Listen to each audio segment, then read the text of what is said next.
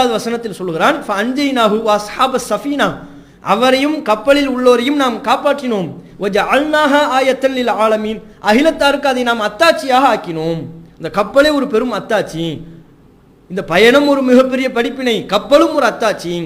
அந்த கப்பலை பற்றி அல்லாஹ் ஹூத் என்கிற அத்தியாயத்தில் 44வது வசனத்தில் சொல்லும்போது வஸ்தவத் அலல் ஜூதி, ஜூதி மலை மீது அது நின்று விட்டது, அந்த கப்பல் ஜூதி என்கிற மலையின் மீது தங்கிவிட்டது அப்படின்னு அல்லாஹ் திருக்குறான்ல சொல்வதை பார்க்கணும். அது அத்தாட்சியாக விட்டு வைத்திருக்கிறேன் என்று சொல்லி எங்க அல்லாஹ் விட்டு வைத்தான்? ஜூதி மலையின் மீது கப்பல் அப்படியே தங்கி நிற்கும்.